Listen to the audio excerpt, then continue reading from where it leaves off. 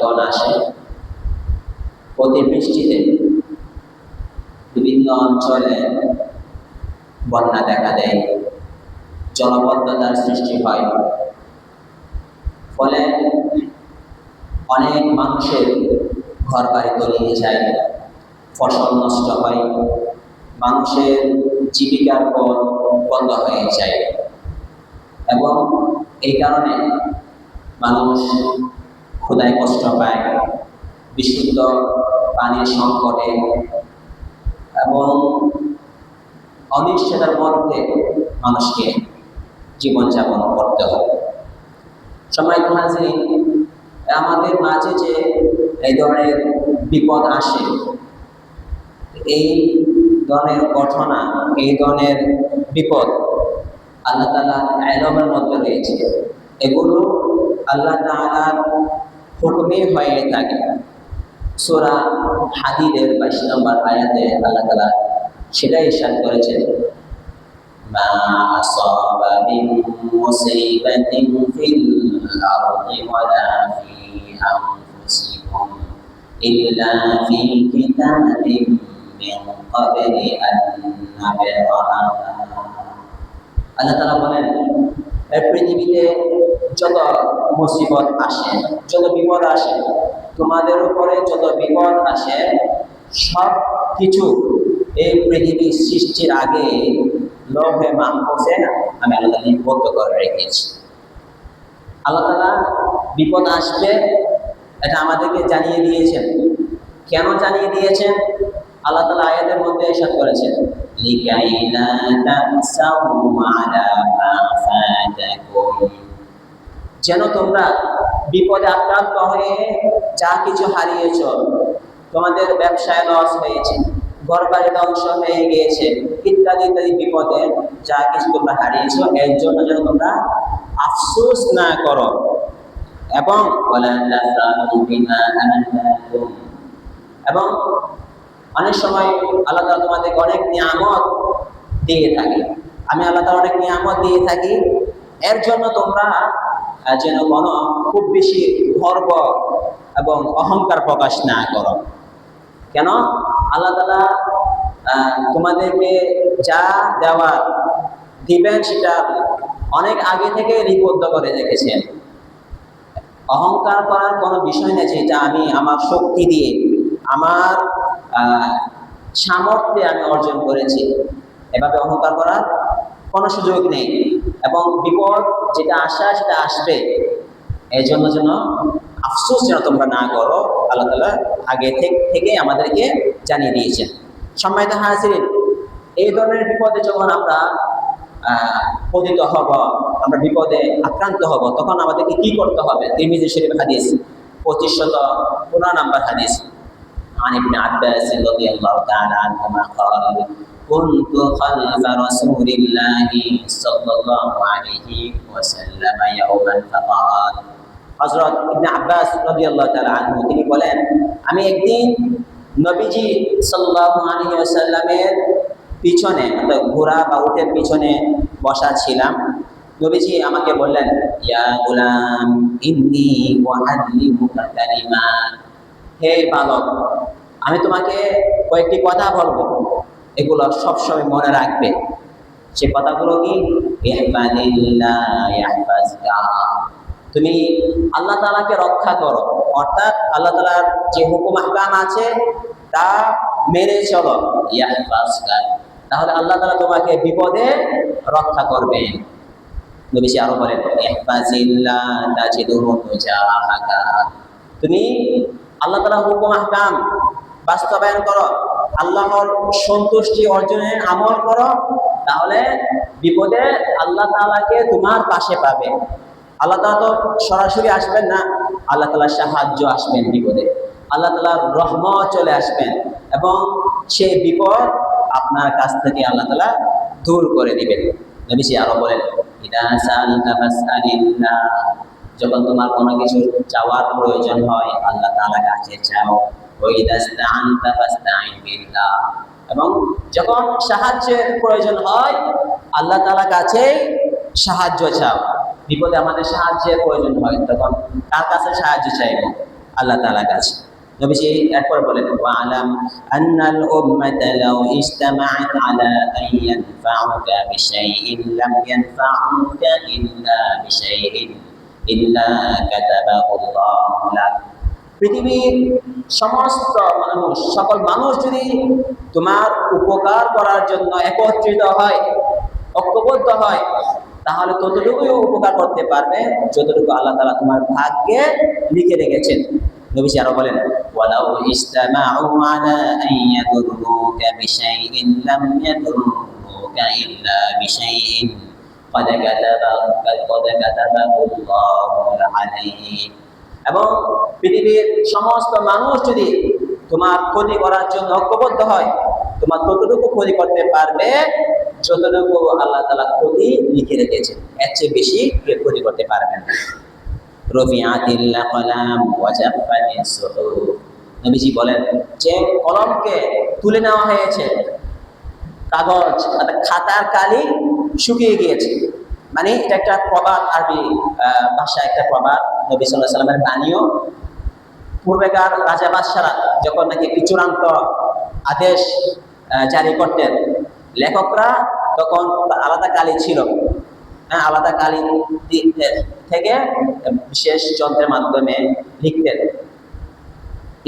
কালিটা যখন শুকিয়ে যেত, কলম যখন বন্ধ করে ফেলতেন, ওই আদেশটা পরিবর্তন করার আর কোনো সুযোগ থাকতো না। নবী সাল্লাল্লাহু আলাইহি সাল্লাম বলেছেন যে ক্ষতি হওয়ার সে ক্ষতিটা তোমার হবে, এবং যে উপকার, যে কল্যাণ তোমার দরকার সেটা তোমার মাঝে আসবে, চলে আসবে। সম্মানিত হাজিরিন, ঝড়, বন্যা এবং যে কোনো দুর্যোগে আমাদের স্মরণ করিয়ে দেয় যে আমরা মানুষরা অনেক দুর্বল। সূরা নিসার 28 নম্বর আয়াতে আল্লাহ তাআলা সেটাই ইরশাদ করেছেন, ওয়া খুলিকাল ইনসানু দাঈফা। মানুষকে দুর্বল করে সৃষ্টি করা হয়েছে। সম্মানিত উপস্থিতি, বিপদ এবং এই দুর্যোগের সময় মুমিনের প্রথম উপলব্ধি হতে হবে যে এটি আল্লাহ তাআলার পক্ষ থেকে একটি পরীক্ষা। সূরা বাকারা 155-56 নম্বর আয়াতে আল্লাহ তাআলা ইরশাদ করেছেন, ওয়ালানাবলুওয়ান্নাকুম বিশাইইম মিনাল খাউফি ওয়াল জু'i ওয়া নাকসিম মিনাল আমওয়াল ওয়াল আনফুসি ওয়াত থামারাত ওয়া বাশশিরিস সাবিরিন। আল্লাহ তাআলা বলেন, আমি তোমাদেরকে অবশ্যই পরীক্ষা করব। কিভাবে পরীক্ষা করব? ভয় ভীতির মাধ্যমে, এবং তোমাদের সম্পদের ক্ষতির মাধ্যমে। ব্যবসার মধ্যে লস হবে এবং টাকা পয়সা চুরি হয়ে যাবে, ডাকাতি হবে, এর মাধ্যমে তোমাদের থেকে পরীক্ষা নেওয়া হবে। ওয়াল আনফুস, তোমাদের জানের ক্ষতির মাধ্যমে তোমাদের থেকে পরীক্ষা নেওয়া হবে। ওয়াস সামারাত, তোমাদের যে ফসল আছে, তোমাদের যে অর্জন আছে তা হারিয়ে যাবে, এর মাধ্যমে তোমাদের থেকে পরীক্ষা নেওয়া হবে। এই পরীক্ষায় যারা উত্তীর্ণ হবে, যারা সবর করবে, তাদের জন্য কি রয়েছে? সুসংবাদ রয়েছে। একদিন আল্লাহ তাআলা এর ক্ষতি পুষিয়ে দেবেন ইনশাআল্লাহ। আল্লাহ তাআলা বলেন, কারা একদিন এই ক্ষতি পূরণটা পাবে? আল্লাযীনা ইযা আসাবাতহুম মুসিবাতুন ক্বালু ইন্না লিল্লাহি ওয়া ইন্না ইলাইহি রাজিউন। বিপদে আক্রান্ত হয়ে, এই দুর্যোগে আক্রান্ত হয়ে যারা প্রথম বাক্য এটাই বলবে, ইন্না লিল্লাহি ওয়া ইন্না ইলাইহি রাজিউন, ইনশাআল্লাহ তাদের জন্য ভবিষ্যতে কি আসবে? সুসংবাদ আসবে। সম্মানিত হাজিরিন, নবীজি সাল্লাল্লাহু আলাইহি সাল্লাম বলেছেন, ধৈর্য এটা বিপদের সময় ধৈর্য এটা একটা মুমিনের ঢাল। মুসলিম শরীফের হাদিস 2999 নম্বর হাদিস। عن صهيب رضي الله تعالى عنه قال قال رسول الله صلى الله عليه وسلم عجبا لأمر المؤمن। নবীজি বলেন, মুমিনের প্রত্যেকটা অবস্থায়, প্রত্যেকটা কাজ আশ্চর্যের বিষয়। ইন্না আমরাহু কুল্লাহু খায়র, তার প্রত্যেকটা হালত অবস্থা কল্যাণকর। ওয়ালাইসা যাকা লিআহাদিন ইল্লা লিল মুমিন, প্রত্যেকটা হালত, প্রত্যেকটা অবস্থা কল্যাণকর হওয়ার জন্য মজবুত ঈমানদার হতে হবে। ঈমান থাকলে মুমিনের প্রত্যেকটা হালত কল্যাণকর। হালত দুইটা, সুখের হালত বা দুঃখের হালত। এই দুইটা হালত মুমিনের জন্য কল্যাণকর। ইন্না সাবাতু সাররাউ শাকারা ফাকানা খায়রান লাহু। মুমিন যখন সুখের অবস্থায় থাকে তখন যে শুকরিয়া আদায় করে আল্লাহ তাআলার নিয়ামতকে বাড়িয়ে দেন। সুবহানাল্লাহ, এটা তার জন্য কল্যাণকর। ওয়া ইন্না সাবাতু দাররাউ সাবারা ফাকানা খায়রান লাহু। আর মুমিন যখন দুঃখের হালাতে থাকে, দুঃখের অবস্থায় থাকে, সে যদি সবর করে তখন আল্লাহ তাআলা তার জন্য কল্যাণ নির্ধারণ করে রাখেন। সুবহানাল্লাহ। সূরা ইব্রাহিমের ৭ নম্বর আয়াতে আল্লাহ তাআলা সেটা ইরশাদ করেছেন, লা ইন শাকারতুম লা আযীদান্নাকুম। সুখের হালতে যদি তোমরা আল্লাহ তাআলা শুকরিয়া আদায় করো তাহলে তোমাদের নিয়ামতকে আল্লাহ তাআলা বৃদ্ধি করে দিবেন। ওয়ালা ইন কাফারতুম ইন্না আযাবি লাশাদীদ। যদি সুখের হালতে বলা হয় যে এটা আমার অর্জন, আমি আমার শক্তিতে এটা আমি পেয়েছি, আল্লাহ তাআলা শুকরিয়া আদায় নয় অহংকার প্রকাশ করে, তাহলে আল্লাহ তাআলা সেই নিয়ামতকে একদিন ছিনিয়ে নিতে পারে। নাউজুবিল্লাহ। এই জন্য আমাদেরকে বিপদের সময় ধৈর্য ধারণ করতে হবে, সুখের হালতে শুকরিয়া আদায় করতে হবে। সম্মানিত উপস্থিতি, আল্লাহ তাআলা কখনো কখনো বান্দাদের সতর্ক করার জন্য বিপদ পাঠান, যাতে মানুষ নিজের ভুল থেকে ফিরে আসতে পারে। সূরা বাকারা, সূরা রুমের ৪১ নম্বর আয়াতে আল্লাহ তাআলা সেটা ইরশাদ করেছেন, যাহারাল ফাসাদু ফিল বাররি ওয়াল বাহরি বিমা কাসাবাত আইদিন নাস। এই পৃথিবীতে এবং সমুদ্রের মধ্যে যত বিপদ আমরা দেখতে পাই, যত বিশৃঙ্খলা দেখতে পাই, সেটা হচ্ছে এই মানুষদের গুনাহের ফসল। মানুষদের যে আমল আছে, মানুষদের পাপের কারণে এই ধরনের বিপদ আসে। আমরা যে বিপদ দেখতে পাই সেটা মানুষের কয়েকটা গুনাহের বিপদ আসে।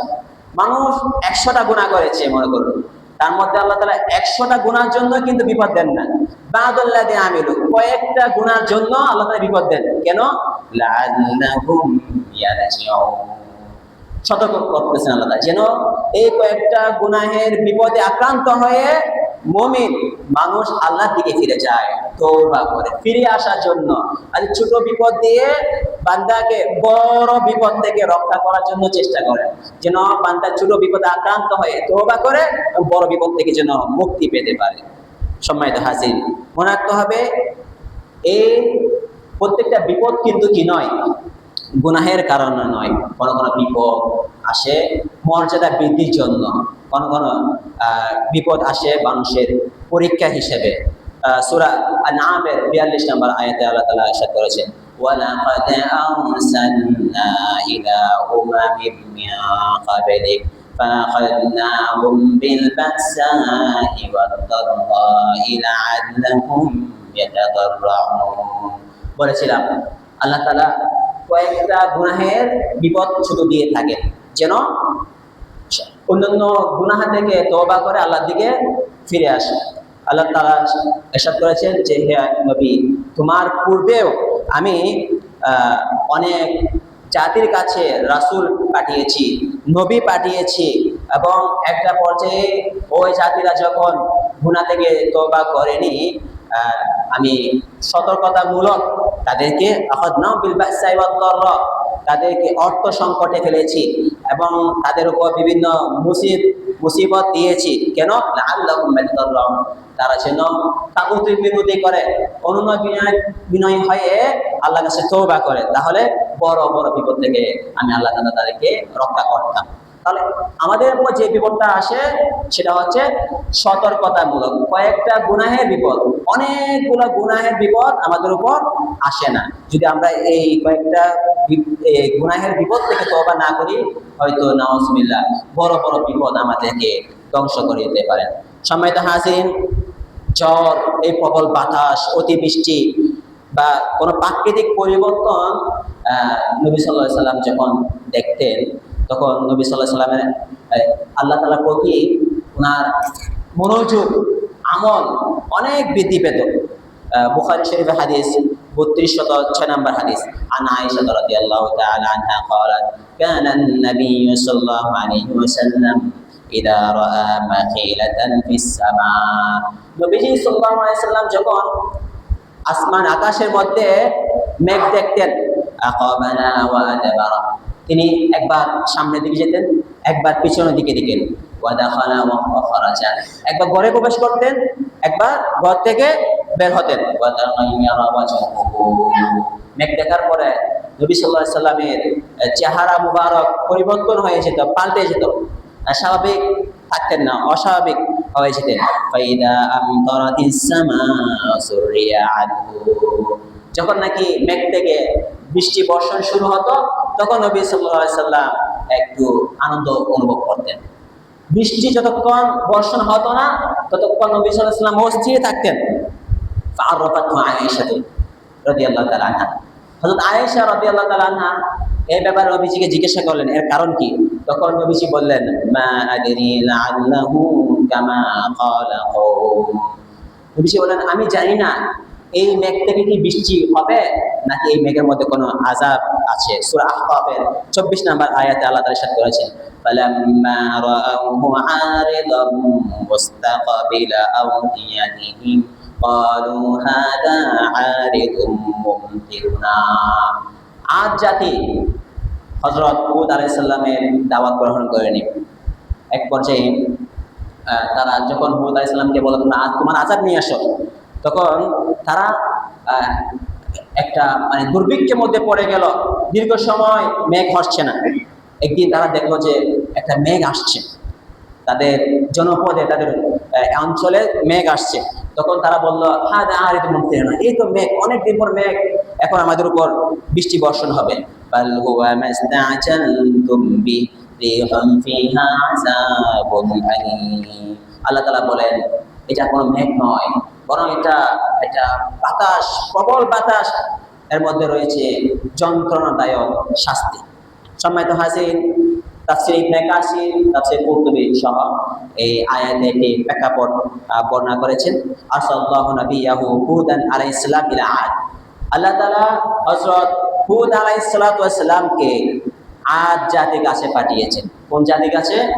আদ জাতির কাছে পাঠিয়েছেন। ফাআসাউহু ওয়া আনকারু তাওহীদাল্লাহ ওয়াস্তাকবারু বিকুওয়াতিহিম ওয়া তালাবুল আযাব।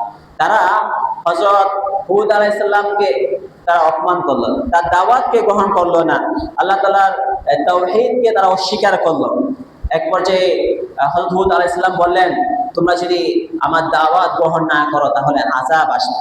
তখন সেই যে আদ জাতি বলল, তোমার আযাব নিয়ে আস, আমরা তো সরকারে আছি, রাষ্ট্রীয় ক্ষমতা আমাদের, দেখি তোমার আযাব কেমন।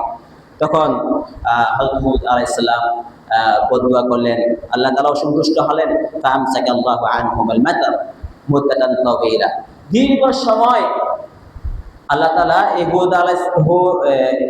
আদ জাতির উপরে বৃষ্টি বর্ষণ বন্ধ করে দিলেন, অর্থাৎ বৃষ্টি বন্ধ করে দিলেন।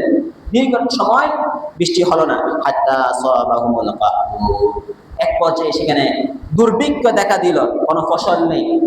একদিন তারা দূর থেকে একটা মেঘ আসতে দেখলো, তো তারা মনে করলো যে এটা একটা বাস্তব মেঘ এবং বৃষ্টি বর্ষণ হবে। আল্লাহ তাআলা বলেন যে এটা কোনো মেঘ নয়। নবী সাল্লাল্লাহু আলাইহি ওয়াসাল্লাম বলেছেন, এটা রিহুন সরসারান আতিয়া, এটা প্রবল এবং প্রলয়ঙ্কারী একটা বাতাস ছিল। সূরা হাক্কার ৭ নম্বর আয়াত আল্লাহ তাআলা ইরশাদ করেছেন, সাখারাহা আলাইহিম সাবআ লায়ালিন ওয়া সামানিয়াতা আইয়ামিন হুসুমা। আল্লাহ তাআলা বলেন, তাদের উপর একটা প্রবল প্রলয়ঙ্কারী বাতাস আমি প্রেরণ করলাম, সেটা লাগাতার ৭ দিন ছিল এবং ৭ রাত ৮ দিন চলমান ছিল। ফাতারাল কওমা ফিহা সারা, এক পর্যায়ে তারা সকলেই ধ্বংস হয়ে গেল, তারা উপুর হয়ে তারা মাটিতে পড়ে থাকলো। কান্নাহুম আজাজুন আনলিল খাওয়িয়া, তারা তাদের ঘর বাড়ি ধ্বংস হয়ে গেছে।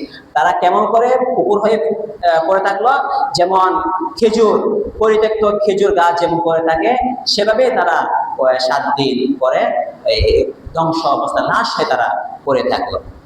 সম্মানিত হাজিরিন, এই জন্য আমরা যদি এই ছোট ছোট বিপদে আক্রান্ত হয়ে তওবা না করি, আল্লাহ থেকে ফিরে না চাই, একদিন হয়তো বা বড় বিপদে আমাদেরকে ধ্বংস হয়ে যেতে হবে। নাউজুবিল্লাহ মিন যালিক। সম্মানিত হাজিরিন, প্রবল বাতাস সম্পর্কে আল্লাহ নবী সাল্লাল্লাহু আলাইহি ওয়াসাল্লাম বলেছেন, তোমরা বাতাসকে গালি দিও না, কেননা এটা আল্লাহর পক্ষ থেকে তা'তিবির রাহমা ওয়া তা'তিবিল আযাব। এটা কখনো রহমত নিয়ে আসে আর কখনো আযাব নিয়ে আসে। এই জন্য বাতাস যখন প্রবাহিত হবে তখন আমাদেরকে দোয়া করতে বলেছে, আল্লাহুম্মা ইন্নী আসআলুকা খায়রাহা ওয়া খায়রা মা ফিহা ওয়া খায়রা মা উরসিলাত বিহি। হে আল্লাহ, আমি এই বাতাসের মধ্যে যে কি রয়েছে, কল্যাণ রয়েছে, সে কল্যাণ চাই। ওয়াউযু বিকা মিন শাররিহা ওয়া শাররি মা ফিহা ওয়া শাররি মা উরসিলাত বিহি। এই বাতাসের যে অকল্যাণ রয়েছে, ক্ষতি রয়েছে, সেই ক্ষতি থেকে পানা চাই। সম্মানিত হাজিরিন, অনাবৃষ্টি যে খরা হয় এটাও আমাদের জন্য বিপদ। অতিবৃষ্টিতে যখন বন্যা হয় সেটাও আমাদের জন্য বিপদ। তাহলে এই বিপদ থেকে আমরা কিভাবে মুক্তি পেতে পারি, এ ধরনের একটা ঘটনা রয়েছে, যে ঘটনা নবী সাল্লাল্লাহু আলাইহি ওয়াসাল্লামের এক প্রকার মুআজিজা। এই ঘটনাটা শেষ বলে আমি আবার আলোচনা শেষ করবো। সহিহুল বুখারীর 1013 নম্বর হাদিস, আনাস ইবনে মালিক রাদিয়াল্লাহু তাআলা আনহু, তিনি আনাস রাদিয়াল্লাহু তাআলা আনহু বলেন যে এক ব্যক্তি জুমার দিনে, অর্থাৎ জুমা মসজিদে নববীর যে মিম্বার বরাবর যে দরজা ছিল, সেই দরজা দিয়ে এক ব্যক্তি প্রবেশ করলো এবং নবী সাল্লাল্লাহু আলাইহি ওয়াসাল্লাম তখন জুমার খুতবা দিচ্ছিলেন। ফাস্তাকবাল রাসূলুল্লাহ সাল্লাল্লাহু আলাইহি ওয়াসাল্লাম কায়মান ফাকাল, ইয়া রাসূলুল্লাহ, হালাকাতিল মাওয়াশি ওয়া ইনকাতাতিস সুবুল ফাদউল্লাহা ইউহিনা।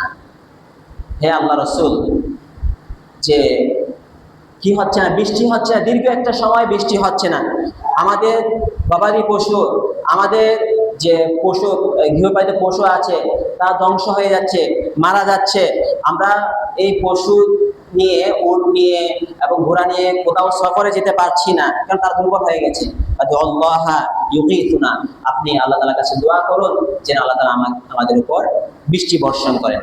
তখন নবী সাল্লাল্লাহু আলাইহি ওয়াসাল্লাম সাথে সাথে রাফা রাসূলুল্লাহ সাল্লাল্লাহু আলাইহি ওয়াসাল্লাম ইয়াদাইহি, হাত মোবারক উপর দিকে তুললেন, আল্লাহুম্মা আসকিনা আল্লাহুম্মা আগিথনা, এভাবে তিনবার কি করলেন, দোয়া করলেন। ক্বালা আনাস রাদিয়াল্লাহু তাআলা আনহু, ওয়ালা ওয়াল্লাহি মা নারা ফিস সাহাবি ফিস সামাই মিন সাহাবিন ওয়ালা কাসআতান ওয়ালা শাইআ। হযরত আনাস বলেন, নবী সাল্লাল্লাহু আলাইহি ওয়াসাল্লামের দোয়ার পূর্বে আকাশে কোনো ধরনের মেঘ দেখি নেই, মেঘ তো দূরের কথা, মেঘের কোনো চিহ্ন দেখি নেই। ওয়ামা বাইনানা ওয়া বাইনা সাল'in মিন বাইতিন ওয়ালা দারিন, ক্বালা ফাতালা'আত মিন ওয়ারাই সাহাবাতুন মিথলু তুরুস। মসজিদে নববী এবং এর সামনে একটা সালহা নামক একটা পাহাড় রয়েছে, এর মাঝখানে কোনো ঘর বাড়ি নেই। আমরা দেখলাম নবীজি সাল্লাল্লাহু আলাইহি ওয়াসাল্লাম যখন দোয়া করলেন, আল্লাহুম্মা আসকিনা আল্লাহুম্মা আগিথনা, হে আল্লাহ বৃষ্টি বর্ষণ করুন, বৃষ্টি দিন, কেননা অনেক দিন দীর্ঘ সময় বৃষ্টি হচ্ছে না। তখন এই নবীজির এই দোয়ার পর আমরা দেখলাম যে পাহাড়ের পিছন থেকে ছোট্ট একটা কাঠির মতো মেঘ বের হলো। ফালাম্মা তাওয়াসসাতিস সামা ইনতাশারাত তুম্মা আমতারাত, এরপর এই কাঠির মতো মেঘটা পুরো আকাশে ছড়িয়ে গেল, এরপর সাথে সাথে বৃষ্টি বর্ষণ শুরু হয়ে গেল। সুবহানাল্লাহ। তাহলে বৃষ্টি যখন হবে না, বৃষ্টি যখন আমাদের প্রয়োজন হয়, তখন আমরা কোন দোয়া করব? আল্লাহুম্মা আসকিনা আল্লাহুম্মা আসকিনা আল্লাহুম্মা আসকিনা আল্লাহুম্মা আগিথনা আল্লাহুম্মা আগিথনা আল্লাহুম্মা আগিথনা। নবী সাল্লাল্লাহু আলাইহি ওয়াসাল্লাম তিনবার পড়েছেন। এরপরে থুম্মা দাখালা রাজুলুন মিন যালিকাল বা ফিল জুমআতিল মুকবিলাতি, এই বৃষ্টিটা লাগাতার এক সপ্তাহ পর্যন্ত চলমান ছিল। নবীজির দোয়ায় যে বৃষ্টি শুরু হলো, লাগাতার এক সপ্তাহ পর্যন্ত সাহাবায়ে কি দেখেন নাই? সূর্য দেখেন নাই। এরপরে সপ্তাহে আরেক সাহাবী দৌড়ে আসলো মসজিদের মধ্যে। তখন নবী সাল্লাল্লাহু আলাইহি ওয়াসাল্লাম কি দিচ্ছেন? খুতবা দিচ্ছেন।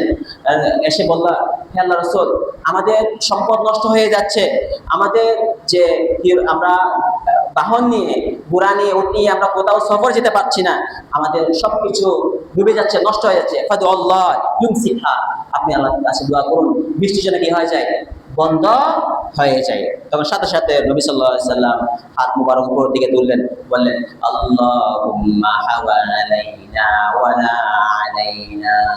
হে আল্লাহ, আমাদের এই